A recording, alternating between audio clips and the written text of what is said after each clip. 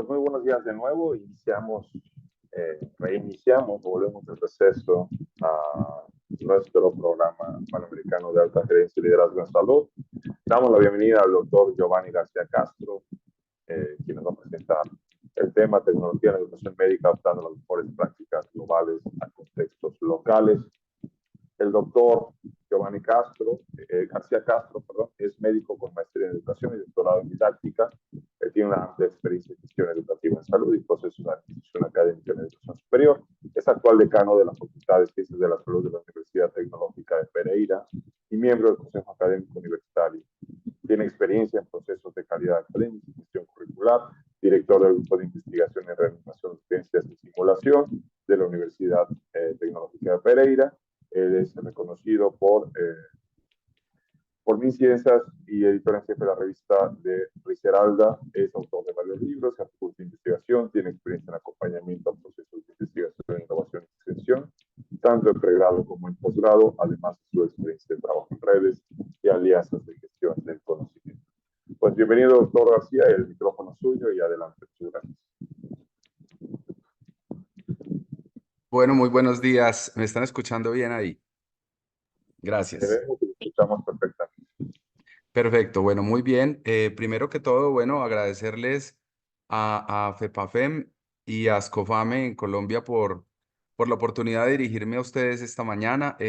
Espero que podamos compartir, es media hora en la que vamos a hablar un poco sobre la adaptación de nuestras prácticas de aula y de nuestras prácticas como educadores médicos con respecto al tema de la tecnología en educación y en la tecnología en general. Muchísimas gracias.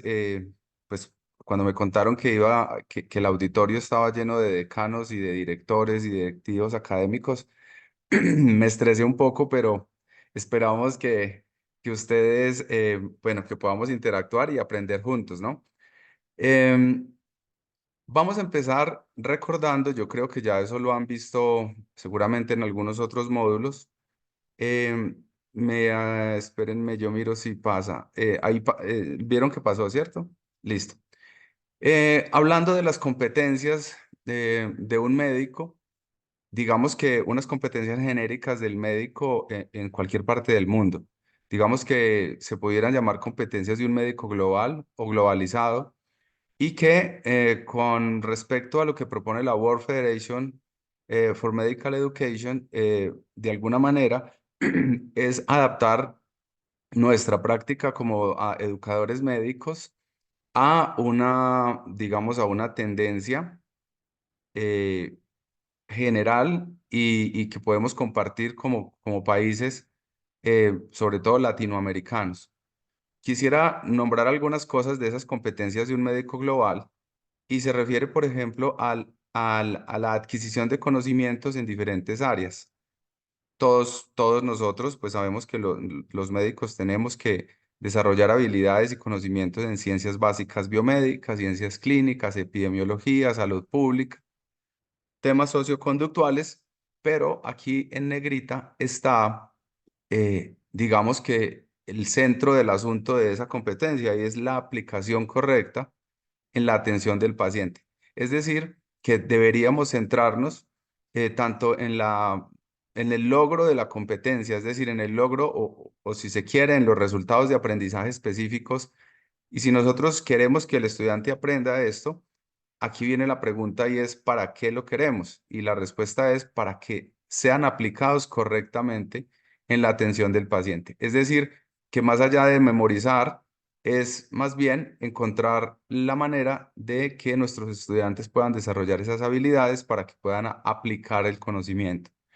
Por otro lado, la otra competencia que ustedes ven de segunda, que dice lograr relaciones interpersonales y habilidades de comunicación, fíjense ustedes, lo negrito dice para el intercambio efectivo de información. Así que digamos que él está dirigido más a un médico que sea capaz de comunicarse de manera efectiva. Es decir, que pueda lograr que la familia del paciente entienda lo que está ocurriendo, que el paciente, ya sea en prevención, en promoción o en atención, comprenda los factores que le están llevando o que le podrían llevar a una enfermedad y que además de eso ese médico sea capaz de comunicarse con su entorno y su equipo de trabajo.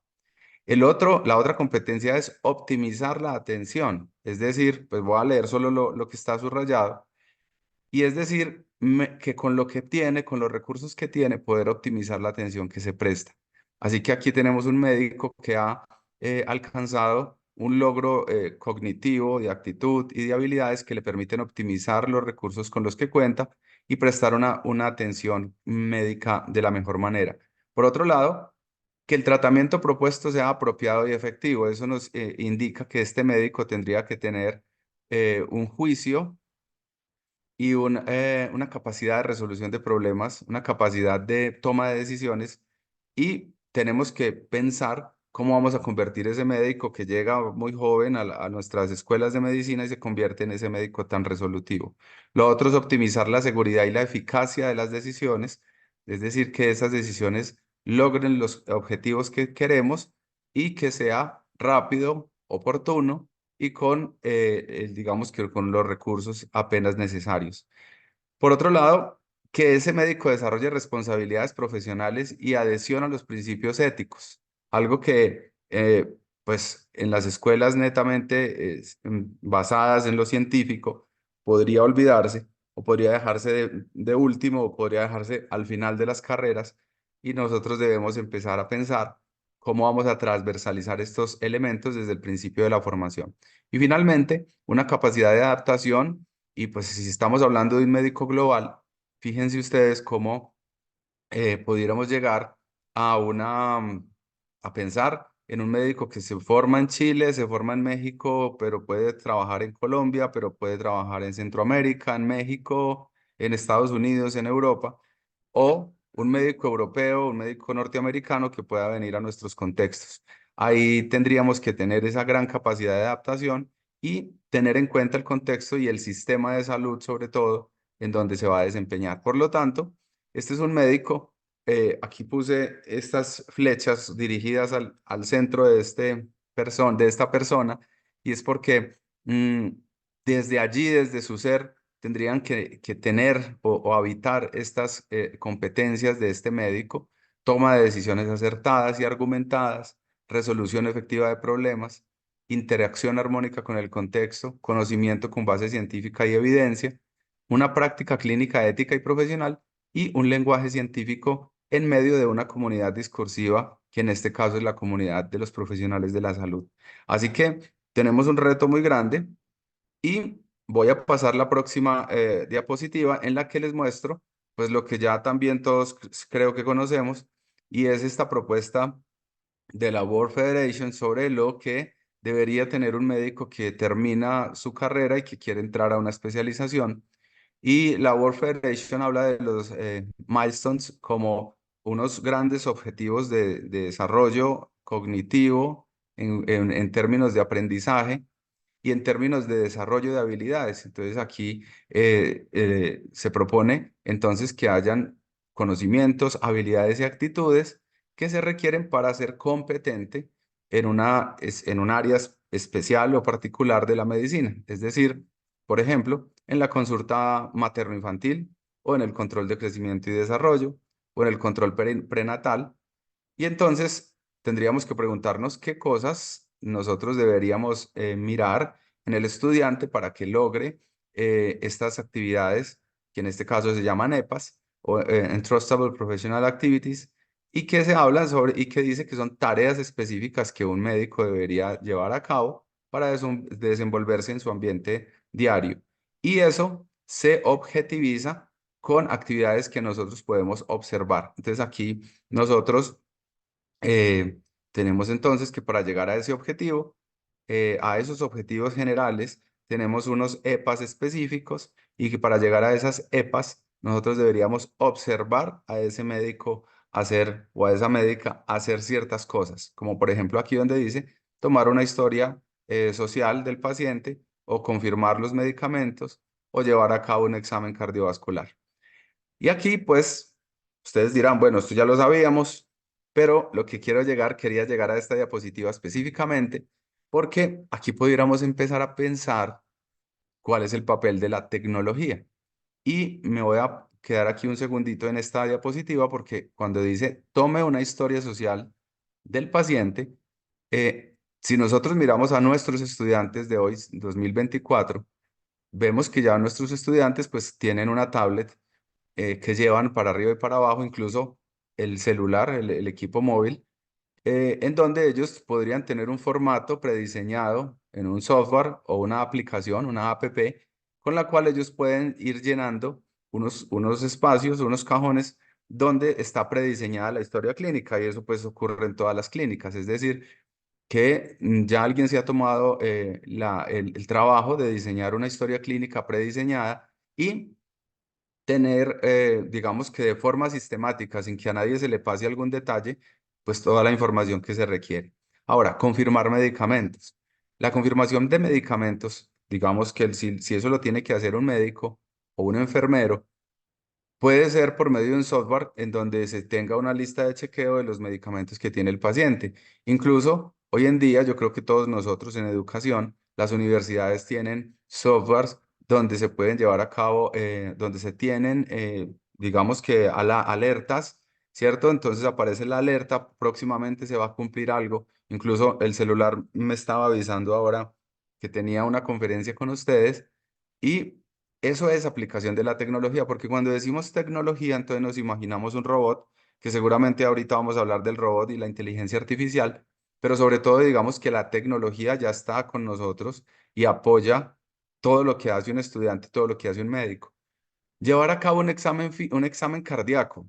Pues bueno, nadie se imaginaría hacer un examen cardíaco sin un fonendoscopio, un estetoscopio sin una máquina de electrocardiograma y hoy en día, pues con la tendencia de la ecografía en urgencias, es probable que ese ecocardiograma que puede ser que lo hagan los cardiólogos hoy en día, que seguramente así es, en el futuro los médicos recién egresados podrían tener acceso a aparatos que les puedan llevar, que les puedan dar más elementos con los cuales llevar a cabo esos análisis clínicos. Por otro lado, fíjense ustedes, priorizar un diagnóstico diferencial. Ahora, en la época de la inteligencia artificial, podríamos pensar que, que el papel del médico aquí, además de pensar, bueno, listo, voy a pensar en los diagnósticos diferenciales, podría ser un papel que pueda mutar y convertirse en un médico que sea capaz de introducir la información adecuada para que una inteligencia artificial le haga una lista de diagnósticos diferenciales. Eso cambiaría definitivamente el perfil de los médicos y el perfil de nosotros como educadores médicos, porque entonces ya no tendríamos que hacer eso, sino que tendríamos que priorizar nuestros esfuerzos a desarrollar un médico que pueda, por ejemplo, llevar a cabo un cribado de información con el cual alimente una inteligencia artificial que le pueda dar más diagnósticos diferenciales de los que puede tener un ser humano. Así que, para entrar, digamos, en detalle, la World Federation, por ejemplo, dice que los EPAs y los milestones se pueden evaluar, porque aquí viene el otro tema, es la evaluación, por medio de una evaluación centrada en el desempeño del estudiante, pues en su ambiente natural, en este caso el Workplace Assessment, que se refiere a el estudiante haciendo sus cosas, ya sea en un ambiente real, como lo hacemos en los hospitales y estamos mirando el estudiante, el médico interno, o mediante la simulación, entonces podemos pensar en una evaluación clínica objetiva estructurada y nosotros estar mirando cómo se desempeña ese estudiante. Pero fíjense ustedes, también aparecen elementos como los portafolios en línea, en donde el estudiante de manera sistemática y continua va subiendo sus alcances, va subiendo su historial y nosotros tenemos acceso desde dónde, pues desde nuestros computadores, incluso eso lo podemos hacer asincrónico. Y pues eso ya es otra vez de nuevo hablamos de la tecnología al servicio de la educación médica. Y pues viene esta pregunta, una pregunta pues que es en la que se basa esta presentación es cuál es el rol de la tecnología y cuál su aplicación en la educación médica. Ya habíamos dicho pues que la tecnología nos ha acompañado hace un tiempo, pero vamos a hablar de las nuevas tendencias en tecnología y sobre todo de tres. Uno es la inteligencia artificial, el otro es la realidad virtual y el otro es la educación por medio de robots o por medio de modelos de elementos a distancia. Lo primero entonces es hablar de las tecnologías. En este momento estamos hablando de cuáles son las tecnologías que nosotros decimos que son eso, ¿cierto? Porque volvemos a lo mismo, pues la tecnología es este computador, esta laptop desde donde estoy hablando y ustedes están escuchando desde la de ustedes, pero estamos hablando de las tecnologías emergentes, en lo que se está moviendo en este momento en el mundo. Y hablamos de las tecnologías de la comunicación y pues no hay nada mejor para comunicarse con una gran comunidad académica de una universidad que las redes sociales. No hay otra forma. Si le mandas correos a 3.000 personas o a 10.000 personas, seguramente no la van a ver ni 1.000. Si imposible llamarlos por teléfono, ya no se usa poner una cartelera o un papelito colgado en un cuadro, en un corchito, sino que ahora tenemos que usar las redes sociales. Entonces tenemos que estar conectados con nuestros estudiantes, con nuestros egresados, por Facebook, por Instagram, por X, incluso por TikTok. Y en la pandemia, pues supimos que las clases se podrían impartir por diferentes plataformas, incluso aquí estamos por Zoom, y que pues que eso no fue una contingencia, sino que de alguna manera eso llegó para quedarse y para evolucionar. En términos de inteligencia artificial, pues tenemos el ChatGPT, que es este loguito que está acá, y tenemos otras inteligencias artificiales que sirven para cosas específicas. Por ejemplo, aquí está el chat PDF, el Bing Chat, y que son inteligencias artificiales que se volvieron asistentes de nuestros estudiantes. O sea, el estudiante dice, bueno, yo ya antes se entraba entonces a Google y decía, búscame los verbos con los cuales puedo encabezar un objetivo de investigación. Pues ya hoy no preguntan al Google, sino al ChatGPT, y pues el ChatGPT no solamente le contesta la lista, sino que le dicen dónde puede aplicarlos y cuáles podrían ser objetivos generales, cuáles específicos, cuáles no deberían ser.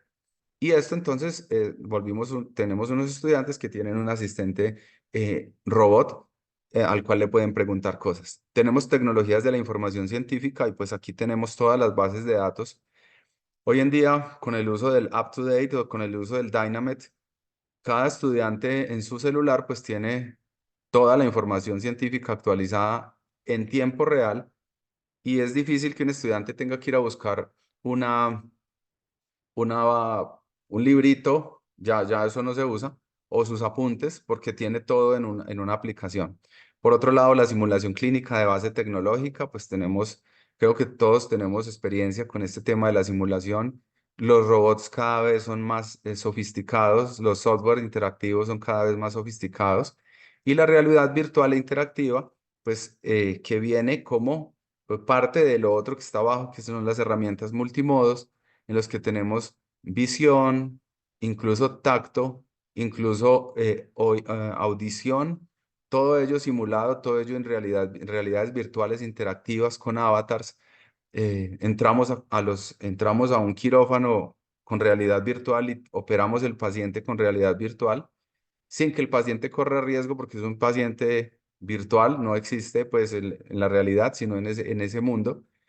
Y entonces ahí pudiéramos encontrar nosotros que se generan ciertas competencias y habilidades.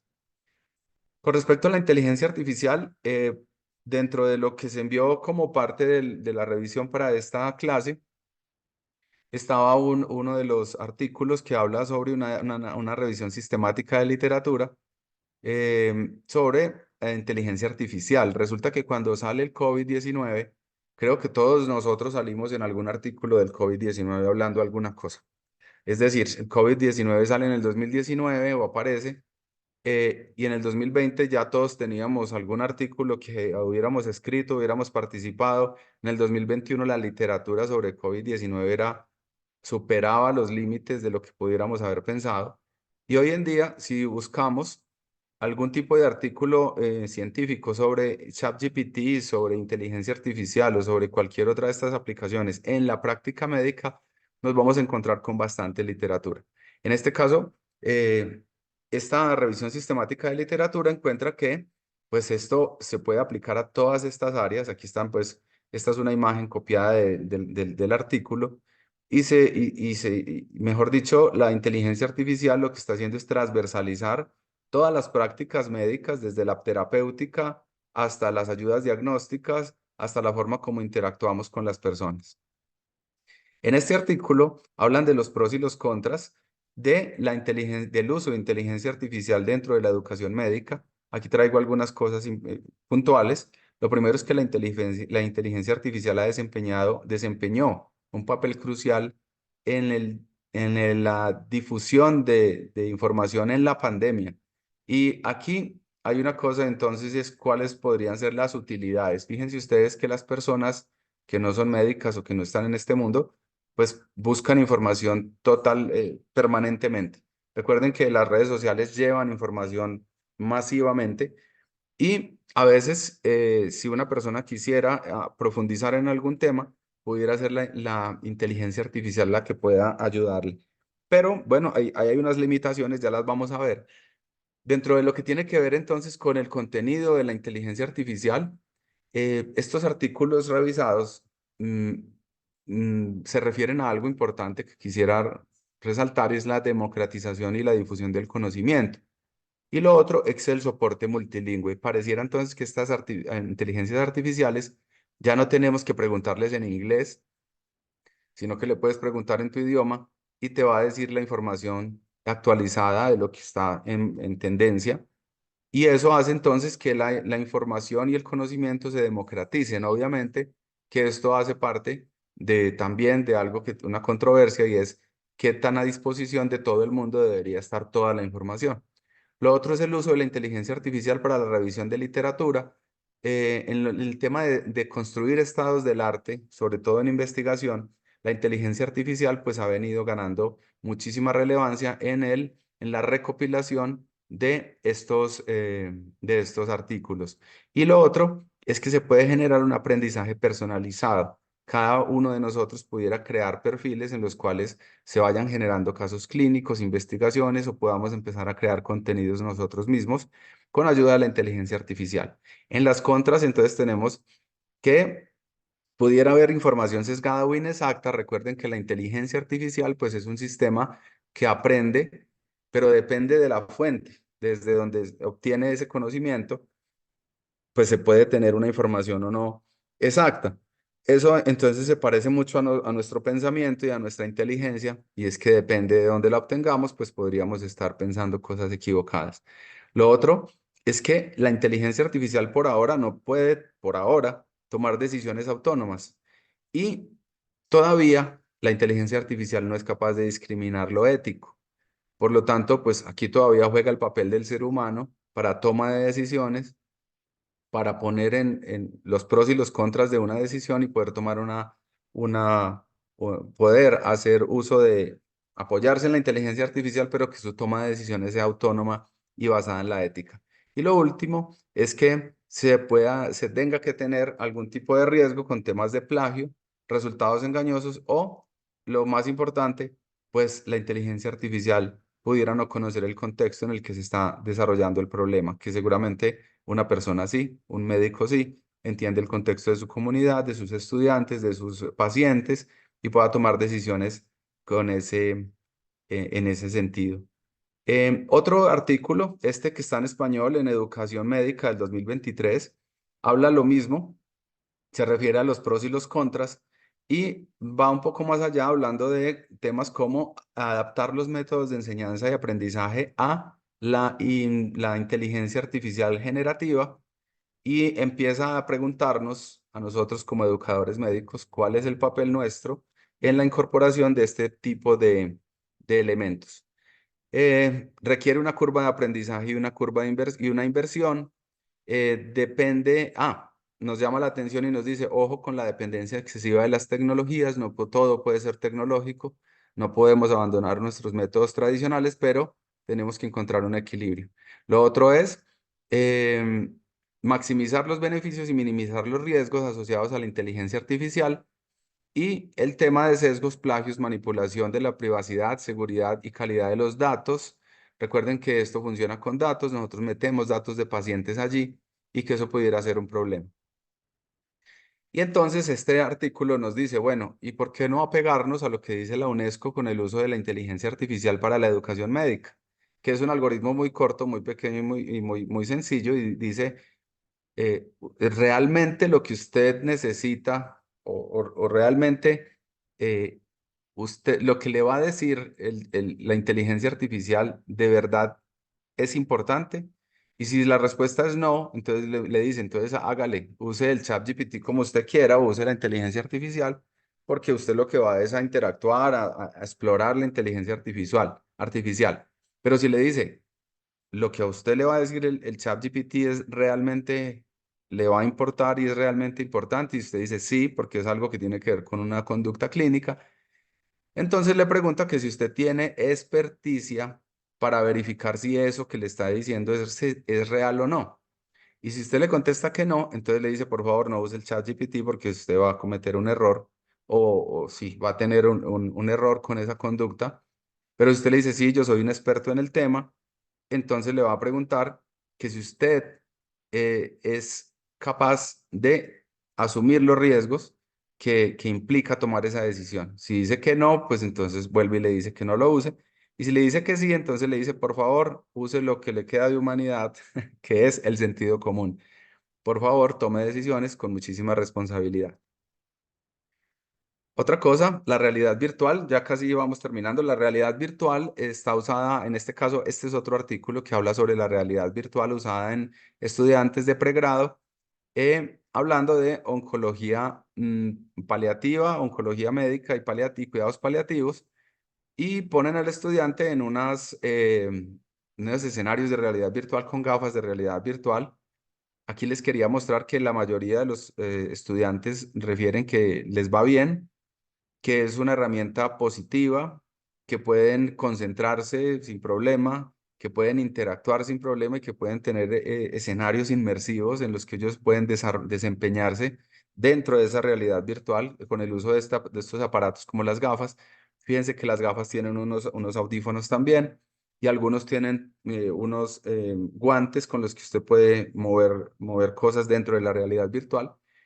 Y algunos hablaban sobre las cosas difíciles, como por ejemplo, como marearse, como tener dolor de cabeza, como que no se le adaptan las gafas a la cara, como que el audio es muy fuerte, o como que definitivamente no son capaces de concentrarse o no logran esa inmersión que se pretende con la realidad virtual.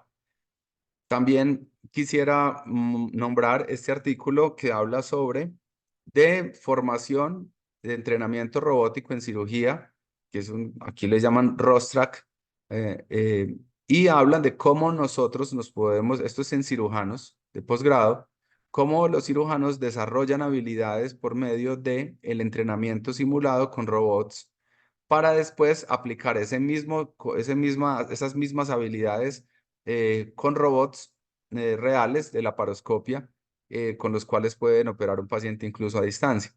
Entonces, aquí hablan de que para lograr esas habilidades, en este estudio, se demoraron 6 meses, un estudio de 6 meses haciéndole seguimiento a unos estudiantes de cirugía, unos residentes, y entonces aquí pues muestran unas imágenes de cómo se aplica ese entrenamiento simulado por medio de la tecnología y para desarrollar habilidades manuales. Y fíjense ustedes, a mano derecha dice cuánto se demora en minutos para suturar un segmento del intestino delgado. Entonces inicialmente se demoraban hasta 11 minutos, luego ese nivel de experticia pues baja ese tiempo y lo pone en menos de 5 minutos.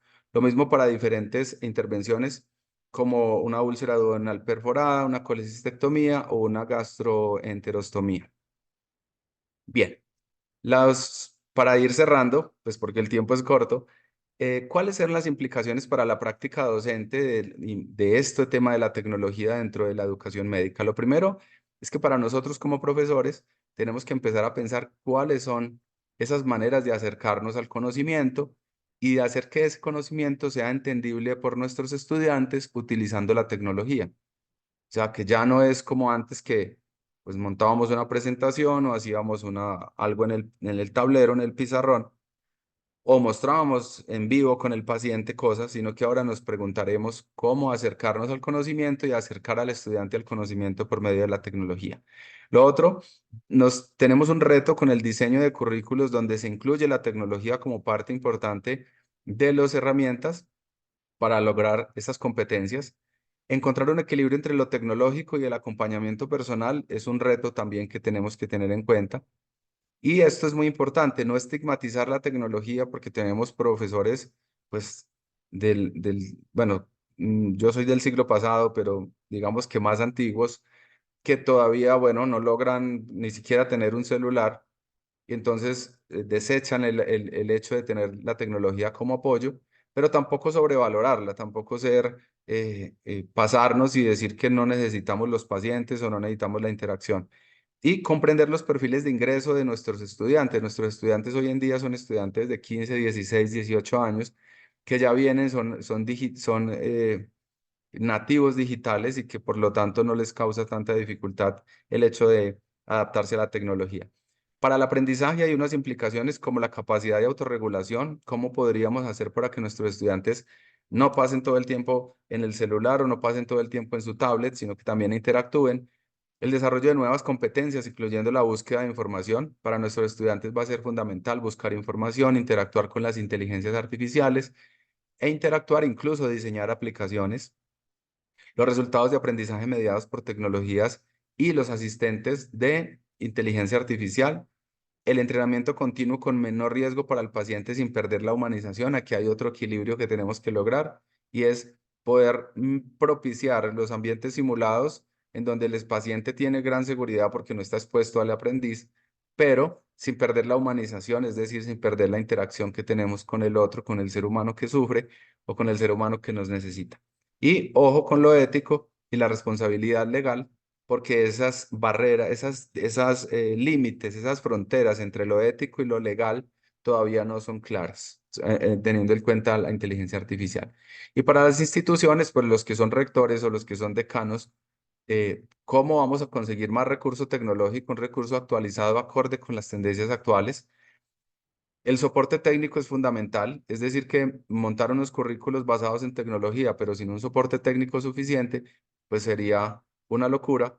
Lo otro es nuevas formas de hacer seguimiento a los procesos de calidad educativo e introducir la tecnología en ese tema de los assessments.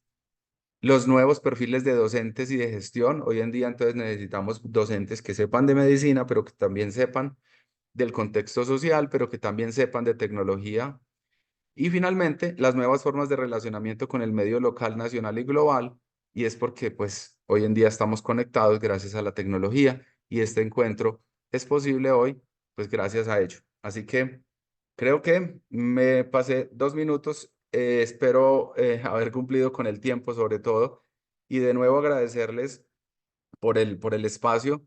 Estos son muchos temas para hablar, pues en media hora es difícil, pero de todos modos es algo más como una provocación para seguir ahondando en este tema, para poder seguir propiciando la reflexión, para poder explorarnos como docentes, como educadores, como gestores, como directivos y también como instituciones.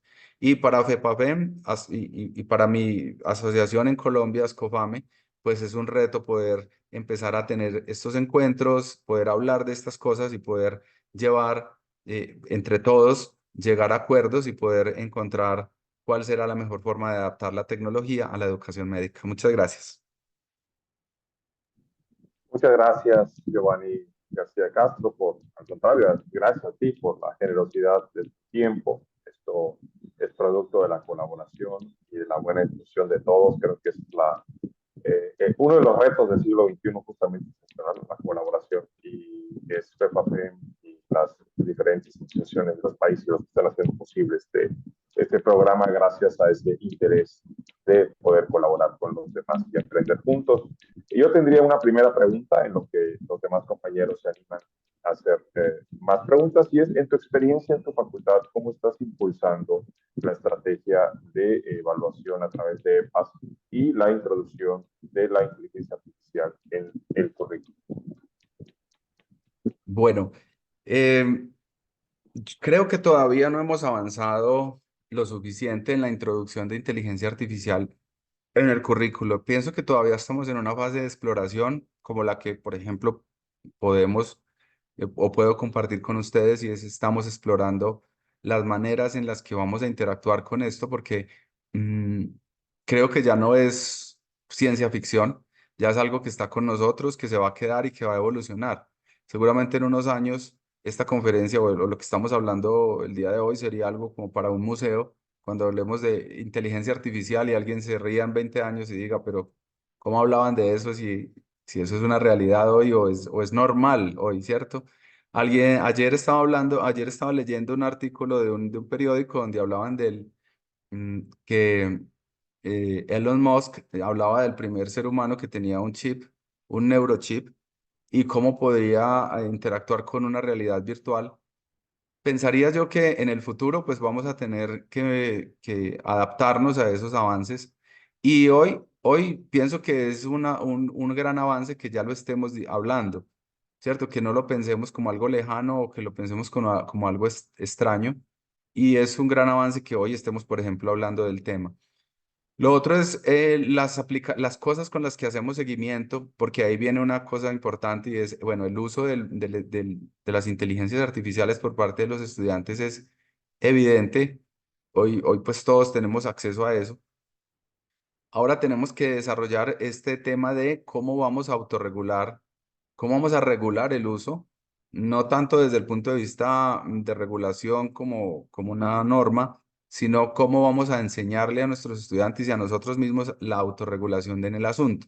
Hoy en día, uno de los grandes problemas que tenemos, uno de los grandes problemas que tenemos con nuestros estudiantes en el tema de cómo aprenden, es que muchos de ellos nos dicen, mire, yo empiezo a trabajar, a hacer mi trabajo, o a plantear mi caso clínico, o a hacer mi estado del arte de mi investigación, y cuando me voy a buscar, me entra una alerta de Instagram o me entra una alerta de TikTok y me pongo a mirarla y cuando menos pienso han pasado 2 horas y yo todavía estoy mirando el Instagram y se me olvidó hacer la tarea. ¿Cómo hacemos para autorregular el estudiante? ¿Cómo hacemos, y nosotros mismos, cómo hacemos para autorregular la relación que tenemos con con la tecnología y la inteligencia artificial? Entonces, bueno, ahí vienen unos retos importantes. Lo otro es que cada vez más introducimos esos elementos que me preguntabas. Por ejemplo, tenemos unas bitácoras con las que nuestros estudiantes estamos implementando eso. Son bitácoras en donde nuestros estudiantes por medio de su celular mete información de, por ejemplo, cuántos pacientes vio hoy, cuáles son los diagnósticos, cómo interactuó con el profesor, cuántas horas estuvo expuesto.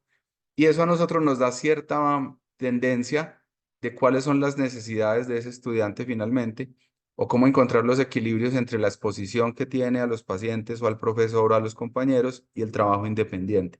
Por ahora estamos avanzando en general. Esa bitácora para nosotros ha sido una experiencia muy interesante y ahorita la tenemos por medio de una app en la que todos los estudiantes la tienen en el celular, pero yo pienso que hay más cosas que podemos explorar, pero seguramente pues el futuro nos irá llevando por el camino que seguramente la tecnología nos irá marcando.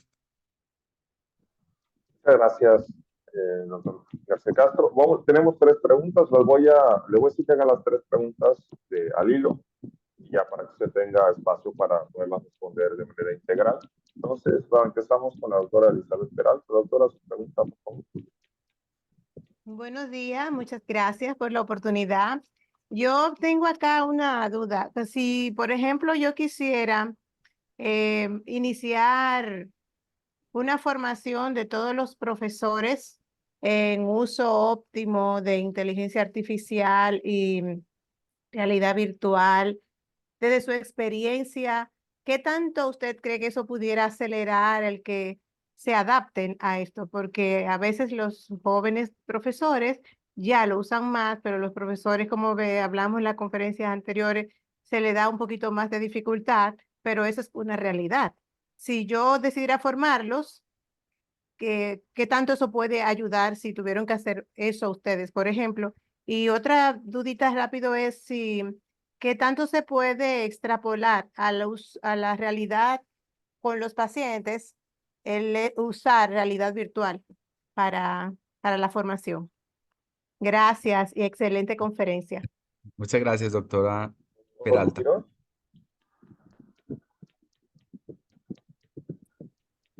Sí, buen día, ¿me escuchan? Sí, Muchas gracias, doctor Giovanni, por su grandiosa participación. Me queda claro la implementación de las tecnologías y la inteligencia en el currículum.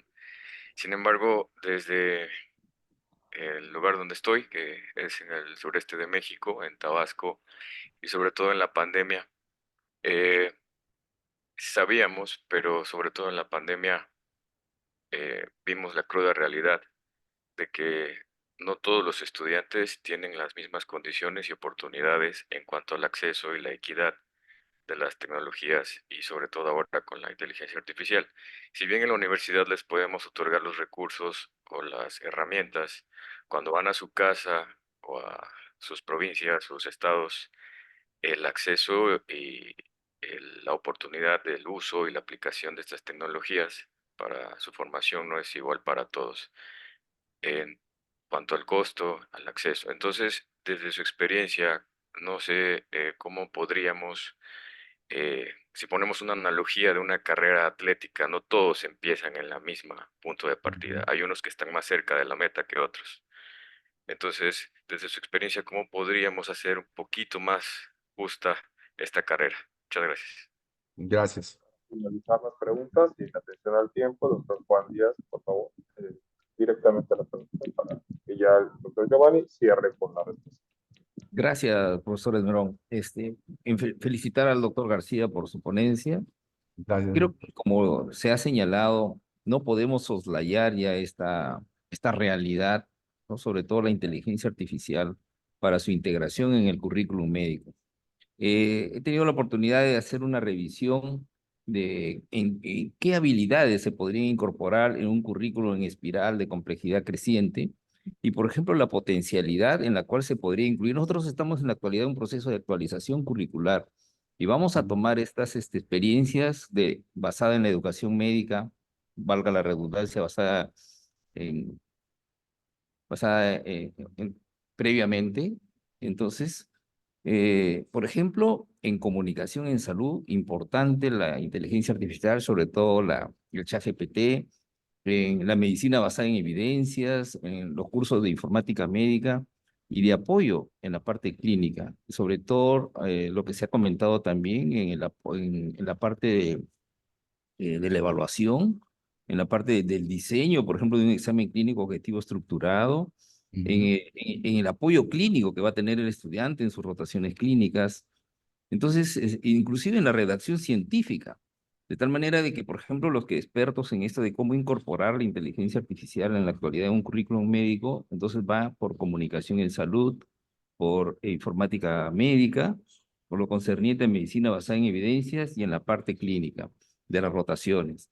No olvidar también que en el diagnóstico por imágenes, y eso lo vemos nosotros, la inteligencia artificial mejora el diagnóstico, inclusive en la citopatología, hasta lo que no ve el ojo humano, por ejemplo, en citopatología, un 20% lo puede detectar algunas alteraciones la inteligencia artificial. De tal manera que todo esto requiere, a pesar de las ventajas y desventajas que usted ha mencionado, y que se requiere pues inversión en tecnología y también una preparación, capacitación de la plana docente, yo creo que el beneficio futuro va a ser muy importante para los futuros médicos. Gracias. Adelante, doctor García Castro, por favor. Muchas gracias. Bueno, nos queda poco tiempo. Voy a redondear algunas ideas.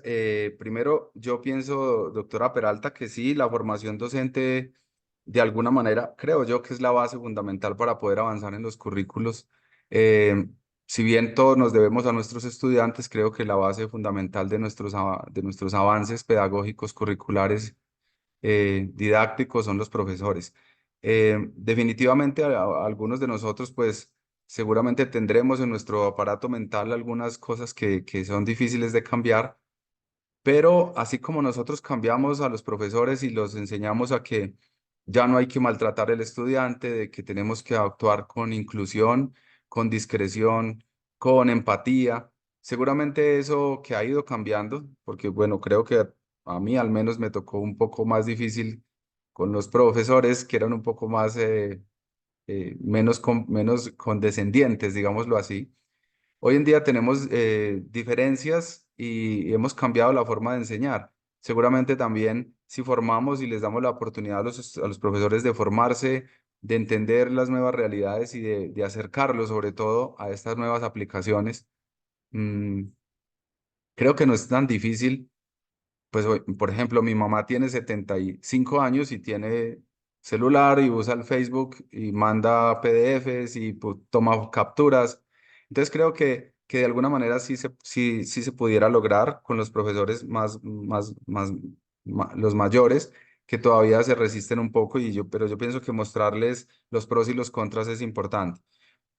Con el doctor Sergio, quisiera decirle que sí, totalmente nuestros países latinoamericanos, pues tenemos dificultades con la igualdad, con la equidad de oportunidades. Y en la pandemia nosotros también lo vimos. Yo soy el decano de una facultad de una universidad pública de Colombia, del centro de Colombia, y tuvimos muchísimas dificultades porque, claro, al otro día que hicimos la cuarentena, entonces empezamos clases virtuales y muchos de ellos no tenían internet. O sea, tenían celular, pero no tenían internet. Otros tenían acceso limitado, pero no tenían un aparato de potencia que los pudiera conectar virtualmente. Yo pienso que eso pues hace parte de todas las cosas de las inequidades de nuestros pueblos, pero que de alguna manera nosotros, yo pienso que las universidades son instituciones que precisamente logran cerrar brechas o logran acortar brechas, sobre todo en salud, sobre todo en educación, en oportunidades, en progreso. Y seguramente esa respuesta creo que no la tengo, pero seguramente entre todos pudiéramos empezar a pensar cómo llevar la tecnología, las aplicaciones y lo demás a nuestros estudiantes. Y lo que decía el doctor Juan Díaz, sí estoy de acuerdo, o sea, tenemos que empezar a introducir este tipo de herramientas. Ya no es una cosa, como les decía, de ciencia ficción. Y lo que él decía sobre los ECOES, por ejemplo, a ver, se necesita una infraestructura importante para montar un ECOE. Tiempo, personas, tecnología, dinero, escenarios simulados. eh, pero creo que vale la pena a veces invertir ese tiempo porque nos damos cuenta de cómo estamos nosotros como educadores, cómo están nuestros programas. Usted que está en una renovación curricular, cómo cambiar ciertas cosas del currículo y cómo adaptarlas mejor. Pienso que por el tiempo no podemos seguir hablando, pero me gustó mucho poder saludarlos hoy, interactuar con ustedes y bueno, ojalá tengamos una nueva oportunidad en el futuro. De nuevo, muchas gracias a FEPAFEM, al doctor Esperón por su coordinación del ejercicio y a todos ustedes, muchísimas gracias por la oportunidad y nos vemos en una próxima. Muchas gracias. Muchas gracias, doctor Giovanni García Castro. Los agradecidos somos nosotros y siéntase un invitado permanente a este Gracias. programa a nombre de FEPAFEM y de todas las naciones de los países organizadores.